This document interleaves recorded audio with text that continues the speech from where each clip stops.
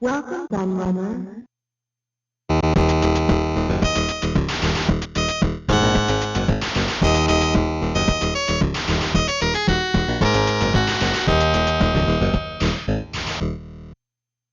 Last year I did a very special video for Halloween, looking at some lesser known spooky games for 8-bit systems that you could play during October to get you in the mood.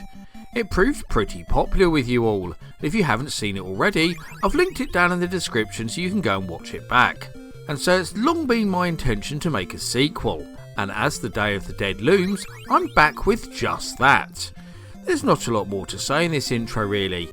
This is just 10 different ghoulish games for 10 different 8-bit systems that cover a wide range of different genres and themes, and I'm hoping there will be something for everyone here.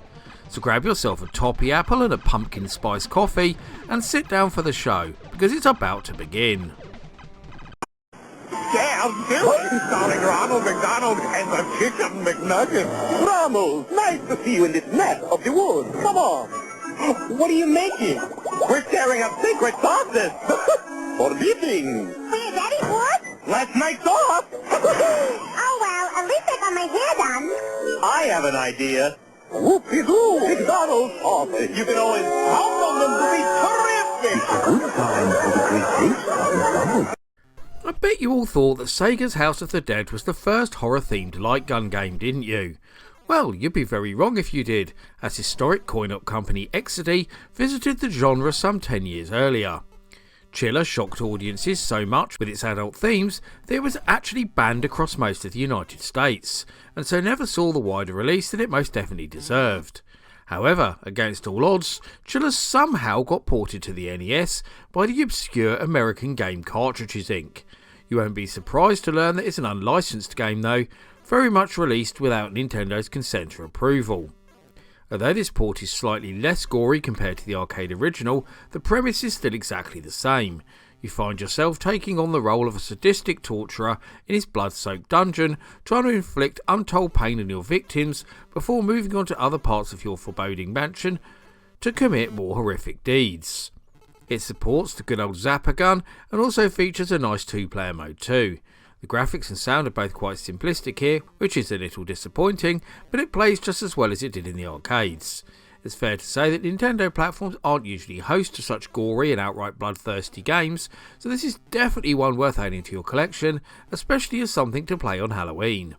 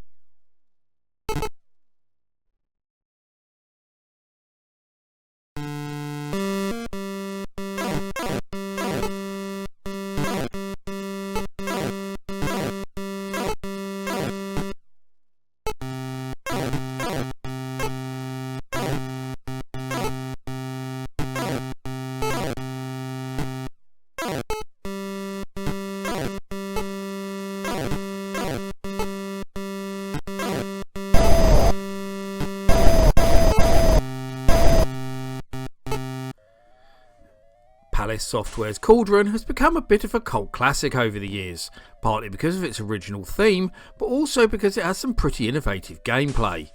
The game is made up of two pretty distinct parts, the first being a vertically scrolling Defender-esque shoot-em-up, and the second taking the form of a more traditional flick-screen platformer of the Jet Set Willy variety. At the start of the game, you take control of the witch as she jumps on a broomstick in search of 6 coloured keys. These keys can then be matched up with the doors of different buildings dotted around the landscape. You can fly in both directions, land to pick up objects, and shoot magic at the many spooky enemies trying to stop you.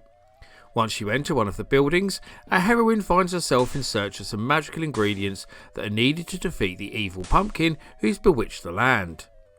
As mentioned, this involves some pixel-perfect platforming, and although these sections can be done in any order, you will sometimes need an object from another area in order to progress, meaning a bit of backtracking at times. Cauldron is certainly not an easy game, but is one that can be learned, meaning that it's not horribly unfair. The visuals here are really nice, and the sound does the job well enough too. This is the perfect game to play on Halloween, along with its equally worthwhile sequel.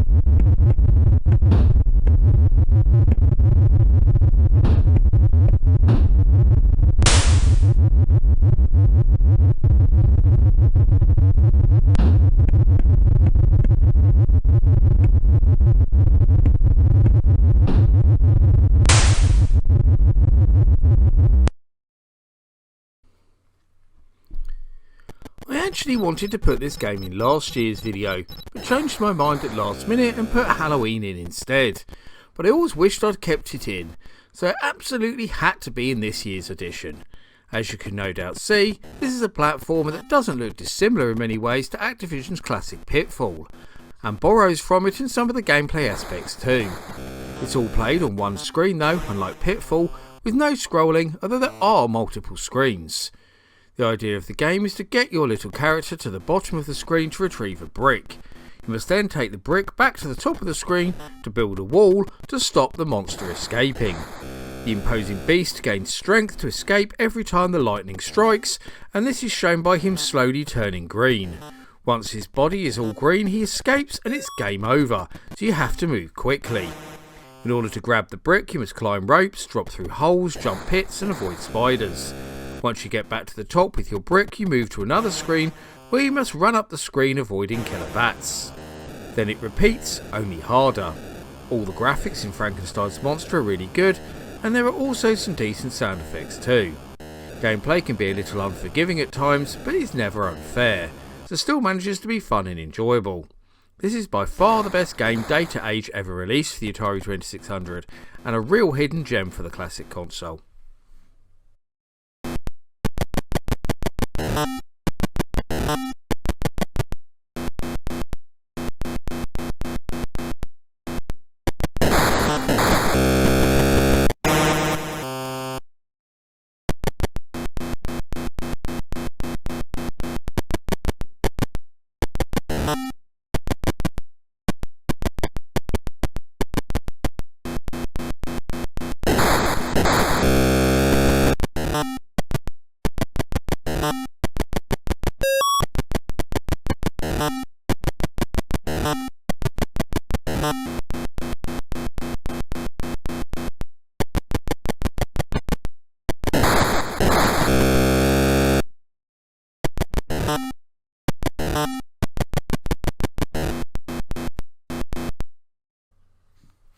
Also known under the translated title of Ghost House, this is a wonderfully quirky flick-screen platformer by MSX hardware manufacturers Casio, and is very reminiscent of Konami's Goonies.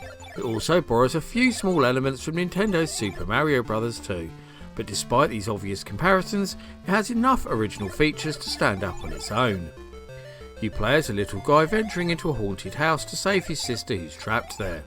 The only thing you have to defend you from the evil spirits that lurk there is a torch. Shine this in front of you and it gets rid of any spooks in your path. But watch those batteries, because any hit from an enemy drains them. As the power depletes on your flashlight, its range decreases, making it much harder to dispatch the foes. The only way you can recharge it is by collecting rice balls and offering them to one of the many deity statues in return for extra juice. In order to progress through the levels, you have to collect the talismans left behind by your sister, and once you have enough you can move on to the end of level boss. Using a series of warp tunnels, you can move between all the levels in order to find all the items effectively and ensure you don't miss any. I was really surprised by Yokai Yoshiki.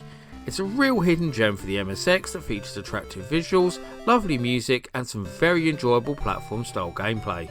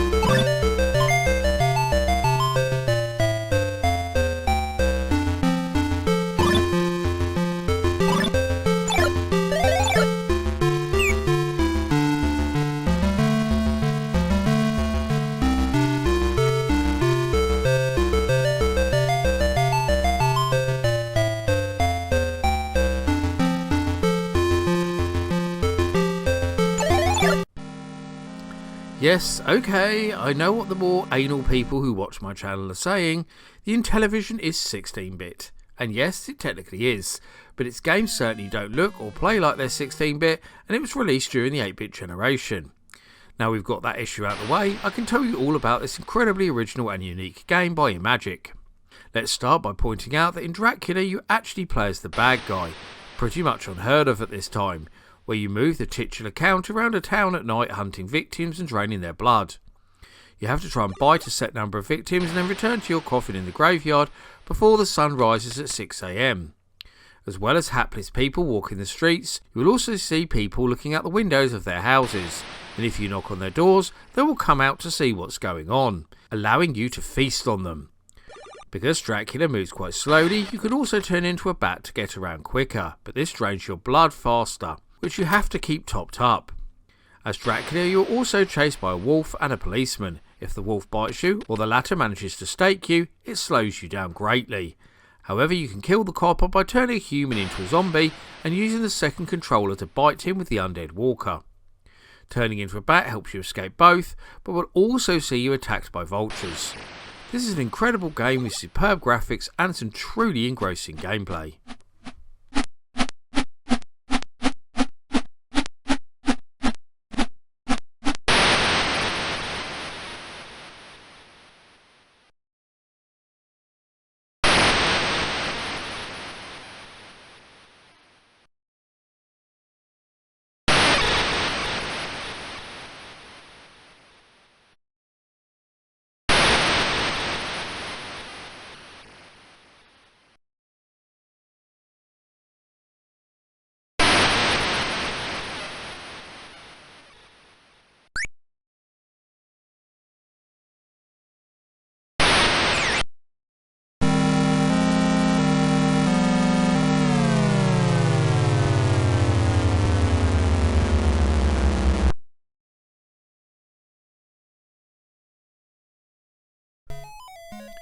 Now, the more clued up Atari 8-bit fans out there will no doubt be looking at the video here and thinking, that looks a lot like EA's Realm of Impossibility. And if you did, you'd be right, because although this game was originally released by its creators Bram as zombies, Electronic Arts was so impressed by the title that they bought the rights to it and released it under the new name, as well as porting it to other systems. The idea of the game is to traverse 13 different dungeons in order to gather the 7 crowns so you can defeat the evil cleric Wiztrick. Each of these dungeons is made up of 12 flip screen rooms, and in some cases you'll need to find a key before you can enter the next one. As you make your way through the game, zombies, snakes and spiders amongst other creatures will attack, and these can't be killed. Your only means of defence is dropping crosses in their path to block them. But these do disappear after a while. However, you can also pick up scrolls that affect these enemies, like one that freezes them temporarily, and another that makes you invincible for a short time. Zombies has nice 3D isometric visuals, decent audio, and best of all, has a simultaneous 2-player mode that makes it even more fun than it already was. It's a shame this highly original game never got a sequel, because it's right up there with the best on the Atari 8-bit.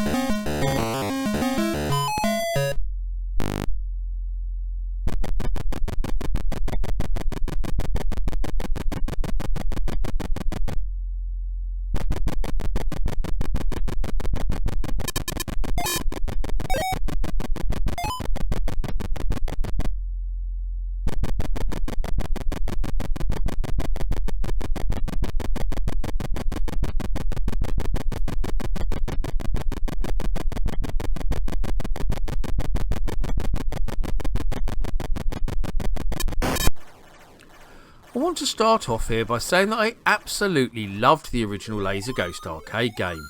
The first time I played it was on holiday in Cornwall in my late teens, and I played it non-stop. I was a massive fan of light gun games anyway, but with its ghostly theme it was something a bit different to all the army based games of the time. The Master System version does make quite a few changes from the arcade game, but the basic gameplay is pretty much the same, and it also makes terrific use of the Sega Light Phaser.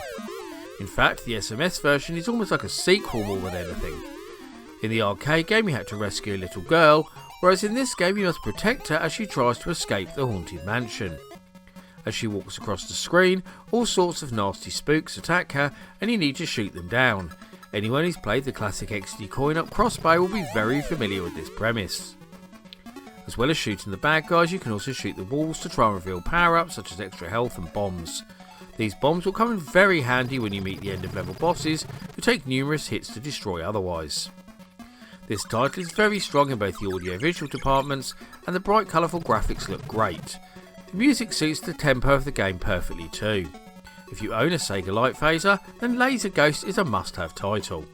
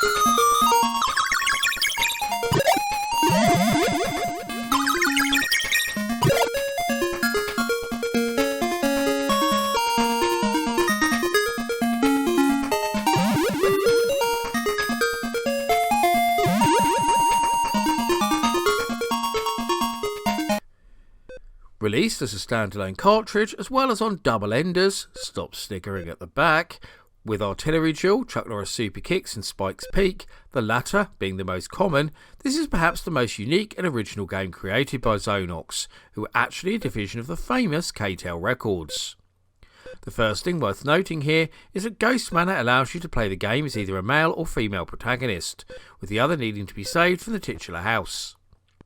You start off in the graveyard as you try to shake off a ghost, collect spears for future use, and then make your way to the manor in the distance. Then the possessed building stands before you, and its ghoulish inhabitants will do everything they can to stop you entering. Once you get through that door, you'll need to negotiate all 3 floors and then get past none other than Dracula himself to save your sweetheart. There are 4 difficulty levels to work through here, and the hardest also has a very strict time limit too. The graphics here are pretty impressive for the most part, with lots happening on screen but very little flicker. The sound effects are also pretty good and suit the game perfectly. All in all, Ghost Manor is a highly original, fairly challenging title that is well worth adding to any Commodore VIC-20 collection.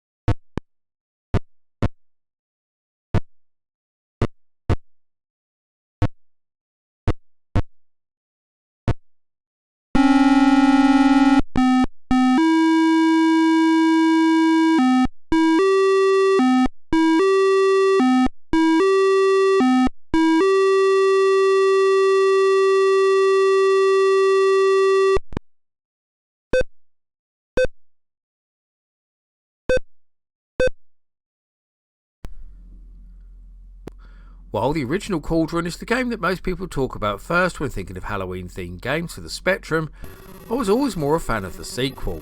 I say fan, it's very much a love-hate relationship. as my clearest memory of this game is hearing my older sister scream in frustration as she played it. Then I would soon see why when I finally got my go.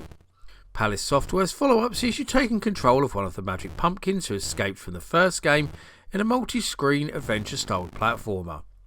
You're searching for the 6 magical items that will help you defeat the evil witch, and these can be found scattered around a spooky castle. The witch has dispatched her minions to stop you, so completing your task won't be easy. The most unique aspect of Cauldron II is the way your character moves. It controls a bit like a bouncing ball, and getting the movement right can be quite tricky at first. Your character can also shoot magic at the enemies to destroy them, but this is very limited, so don't use it all up at once. Graphically, the game certainly excels with nice animation and well chosen colours. The title tune is fairly decent, but all the sound effects just sound like farts. The main problem with Cauldron II is the controls, due to the way your pumpkin bounces around, so trying to control him with any accuracy is nigh on impossible, but it's a lot of fun trying.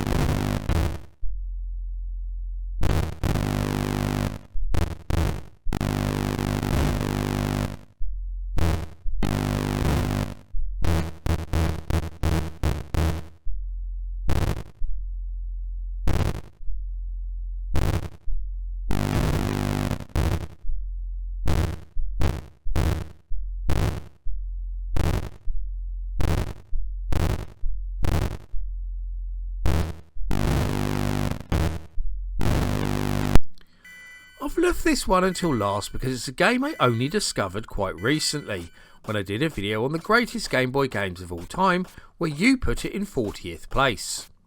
For those that don't know, Kid Dracula is a spin-off of Konami's ever-popular Castlevania franchise, and is also a sequel to the Japanese-only Nintendo Famicom game, Boku Dracula-kun. It carries straight on from that first game, which won't mean a lot to most people, and the plot tells us that the evil Garamoth has returned to cast evil over the land, and it's up to Kid Dracula to stop him once again. However, he seems to have forgotten most of his spells, and many of his minions have also turned against him, making things much harder. However, Death has decided to remain by Kid's side, and will give you tips and heirlooms from your father, the one and only Count Dracula, along the way. So this quite obviously takes the form of a platform style adventure where you defeat baddies including end of level bosses, collect coins to spend in shops, and master new special skills that will help you on your quest. The levels scroll in every direction across a wide variety of different landscapes and require different skills to complete. Visually this game is very nice indeed, and the sound and music is up to the usual high Konami quality too. If you're bored of Super Mario and want something a bit different to play, Kid Dracula could be just the ticket.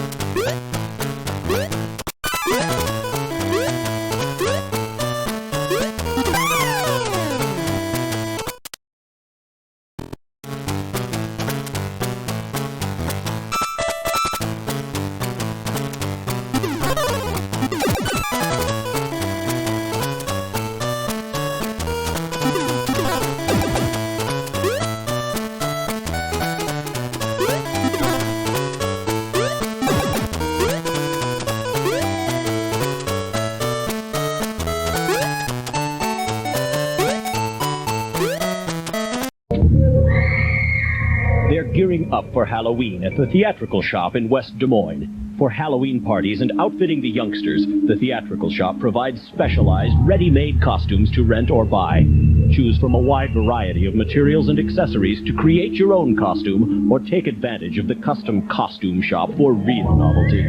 Call or stop in now to reserve your favorite costume. The Theatrical Shop in West Des Moines. Our prices won't scare you away. There are time I look at 10 more great 8-bit games to play this Halloween. But which 8-bit games do you recommend for a spooky fix this October, or do you have some ghoulish memories of these games that you want to share with me? I always love to hear the thoughts and views of my audience, so please get typing in that comment section. Before I go though, I must thank all of my loyal patrons and YouTube backers for continuing to support my channel and make videos like this possible. However, I must give special thanks to the following people in particular for their much appreciated pledges: Paul Daniel, Mins, Dos Gamerman, Luke MC, Carl Olsen, Seth Robinson, Frosty, Mark Strickland, Kalimatorn, Trogdor the Burninator, Daniel Skoronsky, Ben P. Stein, Tabby Kitsune, David Maddox, Your Eyes Are Bleeding, Joe Casara, Classic Gamer 74, Bernard Santu, Peter Grantham, Noah Mann, Josh Hartman, and Electron Star Collapse. If you also want to help support all my creative endeavours, including this YouTube channel, then please go and check out my Patreon right now. You can get access to host extra content including downloads, exclusive videos, creative insights and much more besides. I've been the Laird, I thank you for watching and I'll see you all again for another video very soon.